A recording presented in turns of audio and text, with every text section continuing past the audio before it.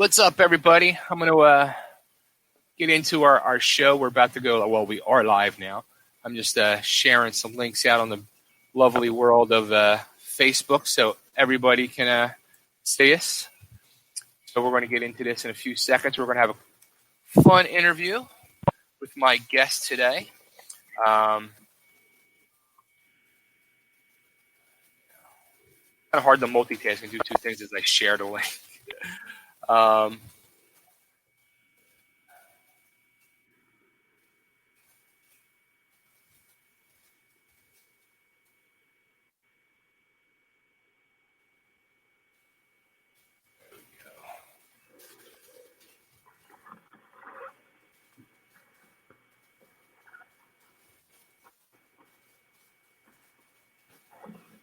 Some tags here, and we're going to get into this.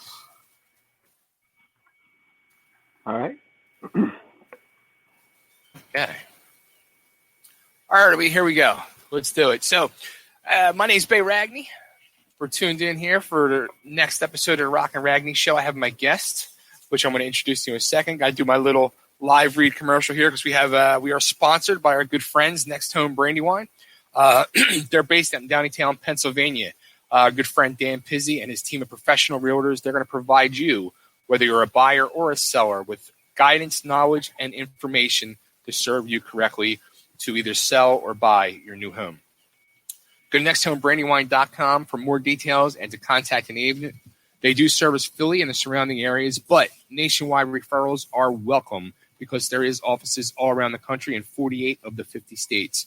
Make sure you ask for the NH5 listing special, and you can call them directly and go to 484-364-4862. That's 484-364-4862. That's nexthomebrandywine.com, and tell them Totally Driven Radio sent you. So, there we go. All right, here he is. He's sitting there. He's waiting patiently. We're going to have a good time. Maybe even I could, maybe he could play a song for us since he's leaning on a guitar already. But let's welcome to the show, Mr. Rayen. Is it Belchere? It's Belchere, like Belchere. Like Taco Bell, but with the singer Cher. Belchere. Well, he's from the band Early Ray, which was just brought into my world yesterday from a mutual friend of ours. But you guys been around for like 10 years. Yep. Yeah, we've been at this for a while in this original lineup, but kind of the introduction you're getting to it is what we've been doing for a decade. So we're just finally reaching you. So better late than never. So how the hell did you guys maintain the original lineup for 10 years? I mean, that's a feat itself.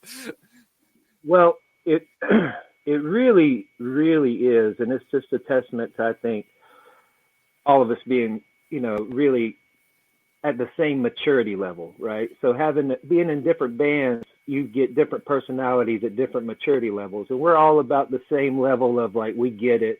And we've never had a lot of, big money or anything behind us. But fortunately, we all also, like the drummer, Gary, is, if you ever see the band Hootie and the Blowfish, he plays percussion.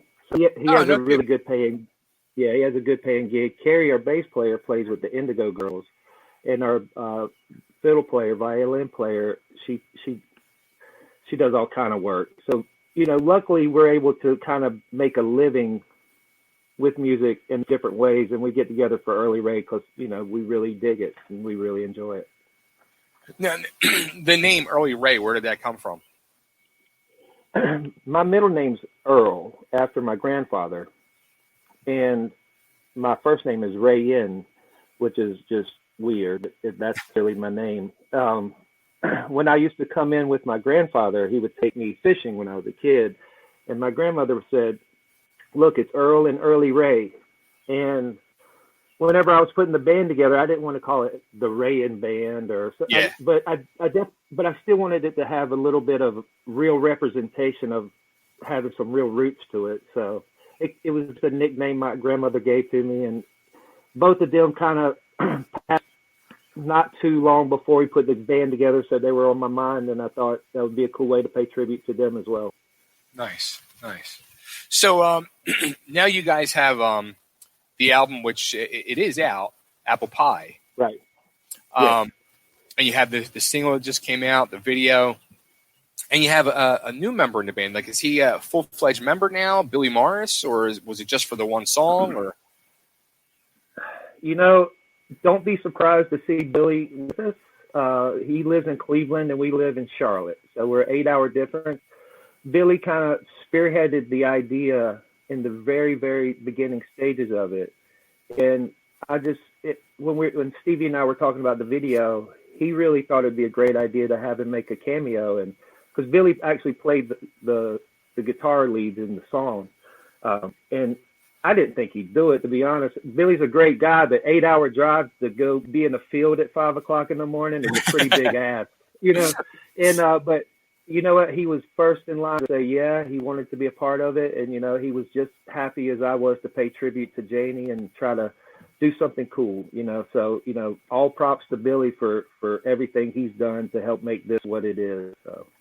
So yeah, let's rewind that whole story. So what you guys did is they have, for everybody that doesn't know, they have their first single off the new album, Apple Pie, which is actually a cover of the Warrant classic Cherry Pie, but just changed it to Apple Pie. And so as I was going through and doing some research on you and the band and everything, I see you knew Jani Lane like 20 plus years ago. Mm-hmm. Right. So how did that happen? Like, it seems like you have like this whole Hollywood connection. You spent some time in Hollywood. If to go through all my layers of Sunset Strip connection would take hours, but I'll try to give you a quick version. I grew up an 80s nerd, period. But when it was my turn to leave small town Carolina and go to the Sunset Strip, everybody hated the Sunset Strip. Like, not hated it, but you couldn't go to the Whiskey and say, hey, when is Bang Tango playing? They'd be like, oh, don't they Bang Tango? Back in like 97. Right. Well, I ran into, I grew up, the first band I ever saw live was Warrant, opening for Poison on the, I think, Flesh and Blood tour. And he made such an impression on me as like a 12-year-old kid. I was just a nerd for that guy. And I thought he was such a great and underrated songwriter, period. And then I met him in 97 at NAMM. Wow. He was walking past me, and I'm just a little fanboy, right? And I said, hey, man, can I grab a photo with you? And he goes, yeah, sure. And he took the photo with me. And as he just quickly kind of rolled off and started to walk away. He wasn't a jerk, but I could tell it as he was walking away. I just said, hey, man, I think you're a great songwriter. And he literally stopped. And he turned around and he goes, what'd you say? I said, I just think you're a great songwriter, man. I really enjoy your music. And he came back and he shook my hand. He said, dude, I needed to hear that today. Thank you. And he goes, let's take another photo. That last one wasn't good. Let's do another one. And he stopped somebody walking in 97 at NAMM and said, will you take this photo for us? And that's the photo you see that Stevie ran in the article. Okay. And so after that, a couple years later, a band of mine was doing some work, and ironically, I got connected with some management companies to pick from, and Bobby Steinman was one of the guys, and he just threw it out there. He was like, what is it going to take for us to represent you? What do you want to do? Who do you want to work with? And I said to Bobby, I said, you know what? You may have never heard of this guy, but I want to write songs with Jani Lane. And Bobby was managing him and was his guy forever. And he looked right over my shoulder. Like, I love Bobby. He was a gangster. He looked at the other managers and said, go home, guys. We got him. And the next day at 2 o'clock.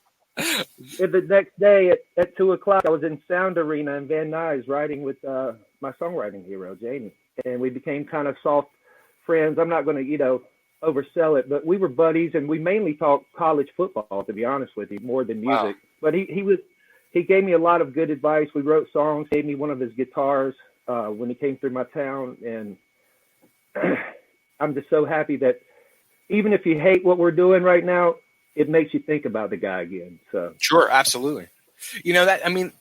Seriously, dude, like, how was that experience for you? Like, mentally and emotionally, like, not many people can say they have a chance to work with, write music, make music with, one of their idols. That had to be like kind of mind blowing, and like, how did you say to yourself, like, how the hell did I get here?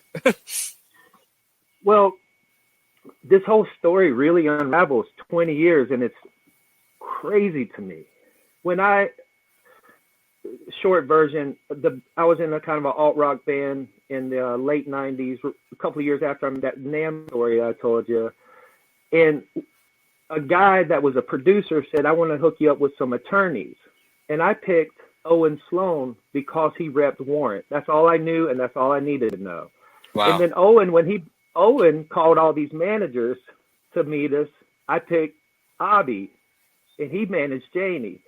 So there were so many things just kept falling in line. And when right before I walked into Sound Arena that day, I was like, dude, if this is it, I made it. My 13-year-old self would be like, dude, you wrote with Jani Lane. It's a wrap. Go home. So yeah, I was super nervous, but what was really great is I walked in, and I'm a pretty giant guy, right? I'm a tight end. And he goes, you should have played football. I said, I know, I was supposed to go to South Carolina. And he goes, you guys just beat Ohio State. And we started talking about football, and it was just like instant. We were just instant buddies. And, we wrote a few songs together that may see the light of day someday. We'll see how this all plays out. And, he's just a guy that I feel like hasn't been remembered enough. And, like I get on the boards in a little bit, and I actually enjoy the hate because, I was telling Steve, I said, to hate something enough to watch it and say something mean means you really love it, or else you'd be indifferent to it. Yeah. So even if I stir up some feelings, great. Go listen to Cherry Pie and, Dirty Rotten Filthy Stinking Rich, Ultraphobic, Dog Eat Dog. Go listen to all that. Just remember the guy. That's my goal, I guess. So. It's a shame too, because it's sad we lost so many of these, quote unquote rock stars over the years. But something about Jani, and not that I was like this huge, amazing fan of Jani's. I was a fan of Warrant, a fan of his, but when he passed, it was just a very, and it's still to this day when I think of him and his passing, it's just a very sad feeling I get, a very, very sad feeling. And it's not like the same feeling I get where, a lot of other, rock stars that have passed on, but something about his passing just really moves me. Man, I remember the Early Ray actually opened for Charlie Daniels the night he passed away. Wow. And I got the text before it hit the wire from a friend, and man, it just, dude, that was one of the few times I've ever actually teared up over losing a friend like that, and Sure. I didn't boo-hoo cry, but I had a grief period, and I still think to this day a lot of people haven't gotten over that one. Like for me, I'm not over the dime bag thing. I'm not over. There's a lot of people.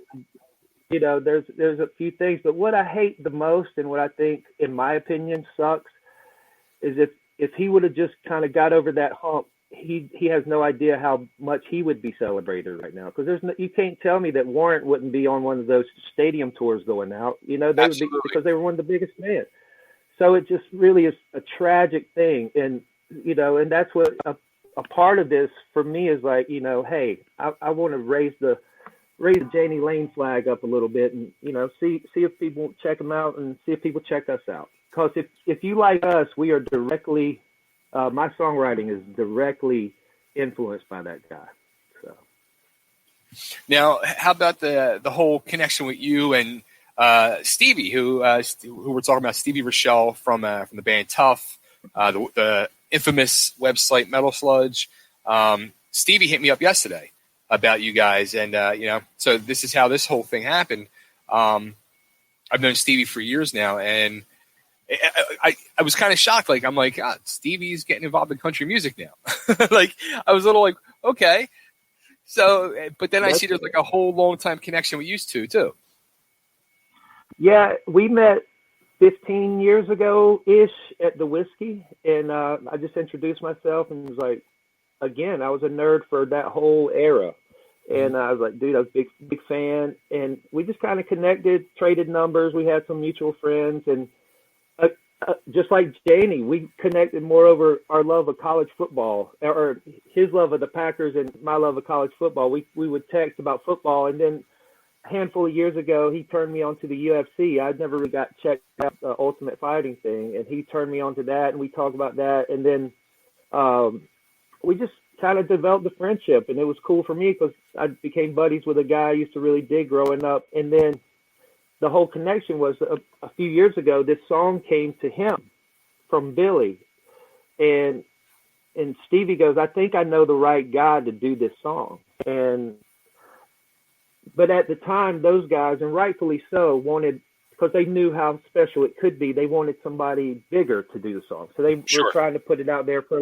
And I understood that. And I told Stevie years ago, I said, that's okay, because nobody's going to understand it. There's literally one guy on the planet meant to do that song in country music, and you're on the phone with him. And Stevie back then said, yeah, I feel that. And I hadn't heard it in the last few years. And back in January, I called him up one day and just said, hey, dude, whatever happened to the apple pie thing? Because I want to relaunch the record and kind of do some things. And he goes, I don't know, let me check. And he called Billy, and Billy goes, yeah, nobody picked it up, so have at it, dude. And me and Billy got on the phone. I got on the phone with his partner. They were completely supportive. And I happened to be flying to L.A. like 4 days later to sing the national anthem at a thing called Iron Wars, which is C.T. Fletcher's bodybuilding competition, right? I do the anthem for him every year. So I called my buddy Matt Thorne, who a lot of people might remember from Rough Cut, plays with Stephen Piercy. He actually recorded Warrant. He's a friend of mine, and we'd worked together. And I said, hey, Matt, I know this is short notice, but can I cut a vocal at your place? He was like, yeah. He worked me in. I flew in, immediately went to his house. And he loved being a part of it because he was a friend with Jani, and this was cool to record in the same studio that Warren had recorded in. And, Stevie at the time kind of was just hooking me and Billy up. But he was going to bat for me, too, at the same time, kind of like, hey, this is the guy that should give it a try. So he sent me a text beforehand and said, if you mess this up, lose my number. We're not friends. And at the end of it, I wrote him. I was like, I think we got something, dude. And he checked it out, and and we talked about doing it. He said, let's work this. And I said, and just knowing him and knowing his past, he is the Albert Einstein of knowing how to work these kind of records, So it was, he's my friend, and he comes from that era too. I'd rather him work it because he's a Sunset Strip legend, whether people hate him or not. He is. And so I'd rather a Sunset Strip legend work the record than some guy in a suit in Nashville who doesn't know the difference between Warrant and Lizzie Borden. So, dude, we're going to become good friends. I can tell this already because you're throwing names out there that I just love. Lizzie Borden, another one. Rough Cut, huge Rough Cut fan. And I'm going to throw this out here now because we talked about it for real quick before we went live. You're a huge wrestling fan. Big time. Well, old wrestling. Like 70s and 80s. Through the whole NWO Attitude Era. Everything before that, I loved. ECW, Attitude Era, NWO. Everything after, I hadn't been able to really dig as much. I still check it out, but my passion for it goes back to the Ric Flair Horseman days. Well, I said I was going to blow your mind away. So you just mentioned my old home territory, ECW. I was a professional wrestler for about 15 years, and I was one of the original Dudley brothers. I was Chubby Dudley. No way, dude. That's killer. Oh, dude, that's awesome. I don't know how you feel about the guy, but I got an autographed photo of Paul Heyman somewhere around here. But nothing but love and respect for Paul. I had that whole era, man. I think about how you guys would not have gotten away with any of that today, and I just love it. I was like, and all of us for that matter, in every industry, but especially ECW. It was like every other franchise at that point seemed like they wanted to get up to the line, but ECW seemed like they were the one pushing the goalpost. Like, no, you think you can hit a 60-yarder? Now hit an 80-yarder. Now hit a 90-yarder. So you're a legend, dude. That's killer. They did exactly what the company was. They took it to the extreme, and they changed the face of. I think they changed not only the face of wrestling, but pop culture in general. 100%. 100%. That's why I said, dude, if you were part of that, you're a legend, and I remember that era. That's killer, man. Yeah, good stuff, good time. So yeah, like I said, we're gonna be good friends. Huge, dude, absolutely. Huge fan of I was going through your Facebook. I saw you had a bunch of like Crockett era posts and stuff. That's the stuff I grew up on the Crockett's and stuff. If you go to JimCrockettPromotions.com, it sends you to Early Ray's Facebook page. I bought it just so nobody messed it up. Really? Yeah, years ago, when people were into buying and selling domain names, I would just goof around at night trying to get sleepy and be like, where does Jim Crockett go? And it said, for sale, $2. I was like, well, I better get this so nobody messes it up. And I've told the people involved many times, like, just somebody contact me. I'll sign it back over to the family, but I didn't want somebody to take it from you. But in the meantime, if you go to it, it sends you to the band's page. That's funny. Yeah. Wow. Paul Heyman Guy, the same thing.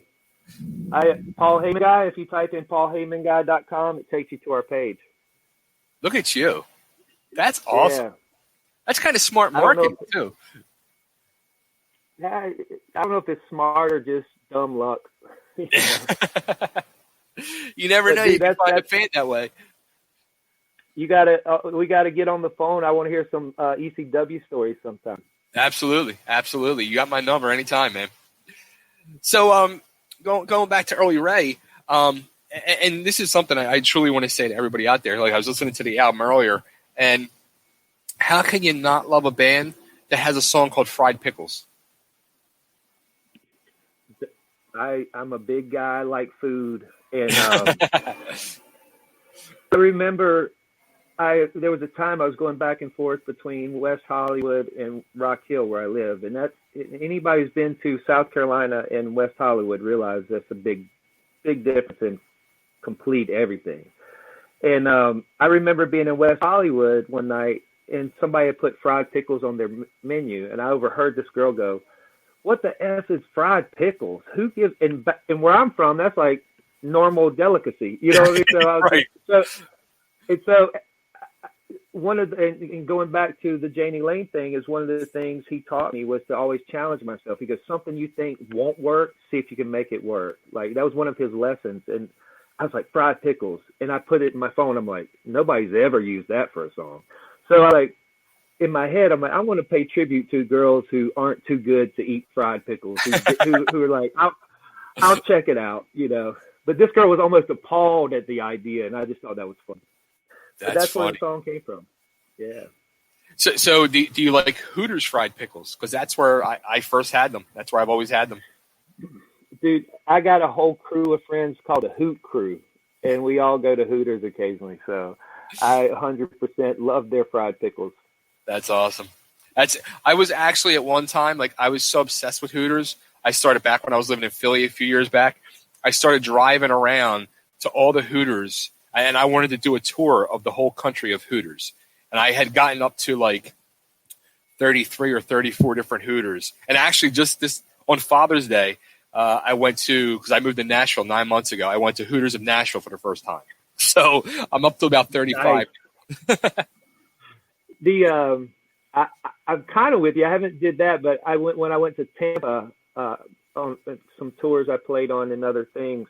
I remember one day this friend of mine was like, "Can I show you anything?" I'm like, "Isn't the original Hooters here?" And he was just like, "Oh, that's like in Pensacola." It was right out of the thing, but my mindset was, I don't want to see all the beauty things you got, the ocean and the trees and stuff. Let's go to the first Hooters. Right. And I'm right there with you, dude. Right there with you. That's funny. That is so funny. So now, the one thing I did notice, like, I was going through your YouTube channel and all. A lot of the songs are actually like older songs that you now put onto this album. Right. That record is a few years old, but that record always was missing. It's like, imagine having a table and a jigsaw puzzle, and you have a 1,000-piece puzzle, and you're missing one piece, and you know that daggum piece is somewhere, right? That's how that record always felt. Because if you listen to the record, there's a ton of Easter egg 80s lines in all the songs. Mm-hmm. But I wanted to. At the time, I'm like, I'm not some skinny 17-year-old kid. I'm not gonna play pop music. I want to see how much of this Sunset Strip attitude I can kind of backdoor in the country. And so I did the record, put it out. We had some success. Played with a lot of acts like Chris Stapleton, Zach Brown Band, Eric Nice. Church. We played with a lot of the really big acts, and we actually did pretty okay with it. But that record was just missing a piece. And when I heard the Apple Pie tune years ago, I knew that was the piece for that record. And when Steve and I were talking about it, I just said, why don't we remix and remaster it? And Stevie has a really, really great mixing and mastering buddy in LA. And dude, he went in there and just made it a whole new thing. And it sounds fresh and new. And with the song, the Apple Pie song, it feels like, okay, it's finally what it needed to be. It's kind of like November Rain took Axl Rose 7 years to write it. This record took 10 years to complete it. So, but the good thing is, like, I mean, all the songs, they stand the test of time. It's not like they're aged or sound dated at all. Well, the thing is when I wrote that record, I purposely tried to recreate the 80s sound. So I recorded it in LA with Matt Thorne, Frank Wiltsey from the Sea Hags, and oh wow, Stephen Piercy's band plays all the slide on Where the Wild Things Are. I had a couple of other 80s buddies come in and help out because I really wanted to capture that sound. Because the sound was already not in fashion, it couldn't kind of go out of fashion. It was just a classic sound. It's like AC/DC. When are they ever not going to sound cool? Exactly. So I knew whenever I heard the Apple Pie tune, I'm like, this is the icing. I got the cake. I needed this. And I was patient. It took a while, but I knew there was really one dude do that song, and that song completes that record. Now all my 80s references, like where I say "Welcome to the Jungle" and "Where the Wild Things Are," "Highway to," I'm on the highway to jail, and I drop all these little 80s nuggets. With Apple Pie, it makes the rest of the record make sense. Sure. That's awesome, man. That is freaking awesome. Now, how about with the pandemic and everything that's been going on as of late? Did you guys have a lot of shows you lost out on? I see you doing some streaming, like solo wise? Dude, I mean, just like everybody, I had a good calendar coming up for the year. We were going to be on some festivals, and there were some people in January who heard the track before we mixed and mastered it, who I know in the business, and they were going to get the band on some bigger things, and because they knew we were kind of coming out with a new single and a new push, and we had a good calendar, and it just got crushed. So I've been playing some little acoustic gigs around my area whenever my friends call, and doing a few live streams, and I'm sitting idle like everybody else.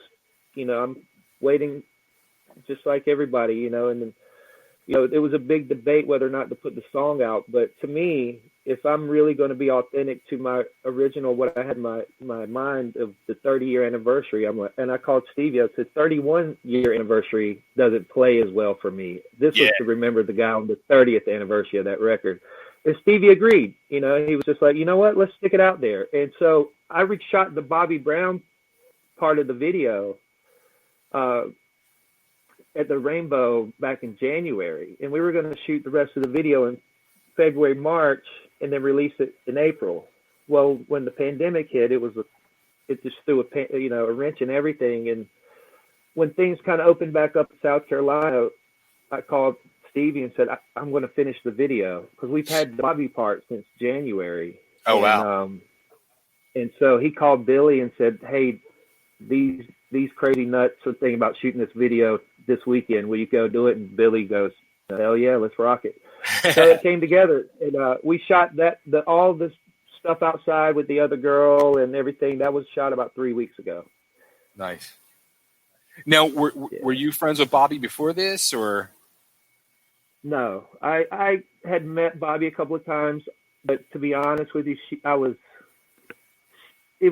there's very few people that I don't want to have a bad day with. Like, I've met Nikki Sixx. I actually played a show with him. We'll talk about that later, but I played a show with Motley. I met Nikki one time, and he was fantastic. He was so cool to me. right? Wow. I'll tell you some stories, but I've had 10 chances to meet him since. I'm like, nope. And I ran into Bobbie one night and I spoke to her and she was really pleasant to me. And I'm like, I'm out. Like that was back in like 2001. And so I'd seen her around but I didn't want to ruin my 13-year-old thing with my heroes, because to me, she was every bit as much of that video and that song and that, Absolutely. That whole thing, as anybody, so I had a lot of respect for her. Yeah, I mean, it's funny. I mean, that song and her go hand in hand. You can't hear that song without picturing her in that video. I think my favorite quote so far, it just came from a friend. She said, "When Bobbie winks, time goes in reverse." And I was like, wow, that's a cool quote. That just made me feel good. Like, even if we take you back for a minute, it's pretty cool. But no, I didn't know Bobbie. And whenever I was cutting the vocal, the Rainbow, just from things I'd done in the past, hung my photo up in the first booth. You walk straight in the long booth where, okay. I don't know if you know the Rainbow, like if you just walk straight in the door, there's a long booth.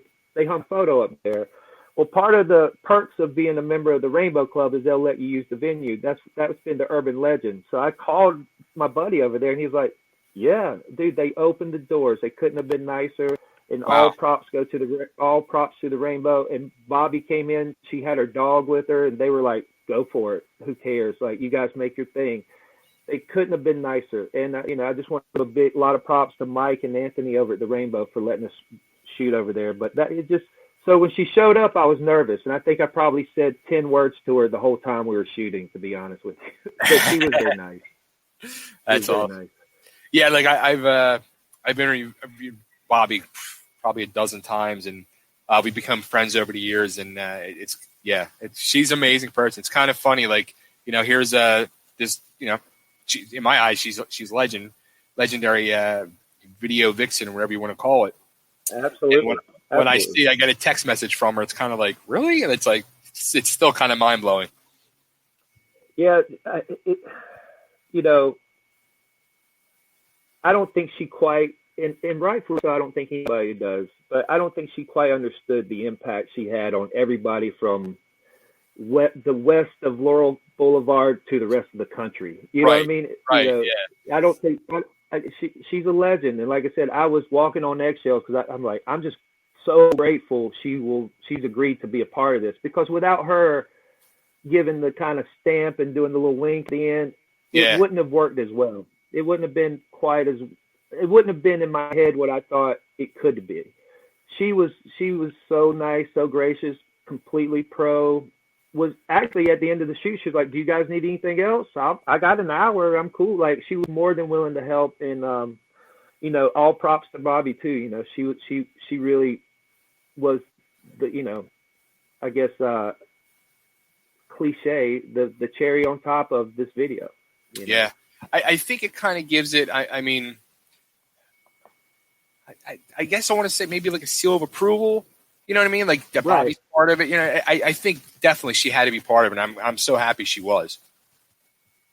Yeah, and that's the thing. It's funny to me. It's like I see some of the negative reviews. People are like, nope. And, I kind of dig it, but I'm like, if you watch the video, who are you to say Bobbie can't be cool with it? You know what I mean? Like, right. Some people I'm like, that's the ultimate seal of approval. And and to have her meant everything. Like I said, it wouldn't have worked even half as well had she not done what she did. And I'm really grateful, and she's a sweetheart. And I hope it makes people think about her and check her out again, because absolutely. You're right. To me, she was the video vixen. People think Cherry Pie, but she was in Great White videos. She was in Last Action Hero. She was in, One Star Search 1,000 times in a row. Nobody could touch her back in that era. To me, I always thought like it shouldn't have been a competition. She was a smoke show, and she smoked all those other chicks, in my opinion. Absolutely. And I'm not going to say who they are, but there was about 3 or 4 during that era that were working, and she, in my opinion, was the best of the best. So props to Bobbie. Thank you if you check this out. Absolutely. So now, real quick, you got to tell me this the Nikki Sixx story. How'd you end up playing with Motley Crue? Let me show you a picture real quick. Can you see this? Let's see. Yes. Right here. There's Okay. a picture of me and Nikki. Right? You see my finger? Yeah. There's my pass. You know, we could get into this because it's a whole different secondary story. But I played in the band Wednesday 13 during his first solo record. Stop it. And dude. I was the bass player. Yeah. Rot for Me is one of my favorite Wednesday 13 songs. Yeah, I was a bass player on that whole tour. If you watch the Bad Things video for the record, that's my home video. We strung together we wanted to recreate Home Sweet Home, but shock rock style. Damn. That's freaking So awesome. that whole year, so that whole summer during that record, we did all the festivals. So I played with everybody. Here's a cool story. If you guys want to hear a cool rock story, Wednesday and I are just nerd kids from Carolina. That's just the truth. And we had a little run with Alice Cooper for like 3 weeks or something in 2005 in October. And Alice was our hero, like one of our main dudes. Sure. And on Halloween, when I was a kid, there was a few years I dressed up like Alice Cooper. I wore the makeup. And I told him that day, and he goes, be on the side of the stage. And so I was like, hey, Wednesday, let's go check out the rest of the Cooper show. He said, be on the side of the stage. And at the last song, The School's Out, on Halloween in 2005, he made two nerd dreams come true, and he brought us out to sing background vocals on his last song, School's Out, at the Grove in Anaheim. Wow. And so with that whole year, I got to play with my heroes, Motley Crue, Alice Cooper, everybody. We did gigs with Slayer, Marilyn Manson. We did a gig one time in Spain with Slayer. And dude, I literally thought hell was going to open up in the ground. And it was just, they really were the real deal. Like I'd never checked out a show, but I was sitting on the side of the stage, and the momentum of people on the ground was making the festival stage bounce. Wow. So I've had some pretty cool experiences, you know, and like I said, I don't want to distract from what we're trying to talk about, but I have a million stories like that I've been really fortunate, you know. It's almost like just a horseshoe of luck that I've been able to do some stuff like that. But yeah, if you remember the first Wednesday record, I'm the guy that had dreadlocks and a mohawk. That was me. Wow. That's awesome. Love that freaking album. Yeah, man. I'm pretty sure I saw you on that tour too, because I saw Wednesday on his first few solo tours. I think I saw you guys in Allentown, Pennsylvania with Annie Product. I know we played Allentown for a fact because a buddy of mine here was originally from there, and that day he sent a couple of his friends to our show. So I don't know. I know we played there once with Dead Star Assembly. I don't know if you know who those guys are. Okay. And we may have done it with Annie Product. That's 15 years ago, so my brain's a little fuzzy. Yeah. But we definitely hit up Allentown. That was a fun place. That's awesome. That is freaking awesome. So, all right, dude, you are like a treasure trove of fun information, music, wrestling, pop culture. We can go on for hours and hours. Absolutely, dude. We could, man. But I got to remind people, because Stevie will wring my neck if I don't. Absolutely. Apple Pie is out now. Go check it out. If you dug the 80s, if you dug Warrant, if you dug Jani, just know, even if you hate it, just know it came from the right place, and my heart was in the right place when I did it, and I hope you love it. And if you don't, go listen to some Warrant records. And it's out everywhere. YouTube, the video with Bobbie. She makes a comeback, and she looks better than ever, if you ask me. Yeah. I think she looks stunning. So. Yeah, I think she looks better now than she did in the actual Cherry Pie video. Dude, you know how many people texted me and go, that's Bobbie Brown? She looks incredible. Because in their head, I think they thought, well, it's been 30 years. She can't. Yeah. Dude, I called Stevie when we got done shooting the video. I said, well, Bob's still the best looking thing in the video. I was like, she crushed it, man. She was that last scene where she winks and smiles was like perfect. It couldn't have got better. And she looked like she just stepped off a movie set. Yeah, absolutely. That's awesome. Well, dude, So everybody check out Apple Pie. Yeah. So everybody go give it a listen. Check it out, and absolutely check out the video. The song's great. You got guest appearance and by Billy Morris, former Warrant guitarist, and you got the cherry on top herself, Bobbie Brown. So check it out. It's a great tribute to a person who doesn't get enough props or just due, Mr. Jani Lane. Absolutely, and that's what the whole thing's about. So now I was going to say the full album is there actual physical copies, or is it just on streaming? Or there will be physical copies. There's links on the pages. There's links on Metal Sludge. There's links on Stevie's pages. I think they're shipping out in like a week and a half, 2 weeks. Okay. Yeah, we did physical copies of it, and people are starting to buy it. So everybody jump on and go buy a copy. Support the cause. There you go. Early Ray. And you can go to Jim Crockett Promotions, is it .com or PaulHeymanGuy.com and find Paul Heyman Guy. That's awesome. Or earlyray.com. Nice. Spelled like it's said. But yeah, that's me. So I appreciate you having me on today, man. I appreciate you giving it a listen, and I can't wait to hear some ECW stories. I want to ask you some specific ECW stories, because kids like me heard these urban legends like Gene Simmons' tongue was made out of a cow, right? We would hear these legends about ECW. So let's get on the phone and talk, man. I'd love to hear some stories. Absolutely. You let me know when, and we'll talk. All right, brother. All right, man. Take care.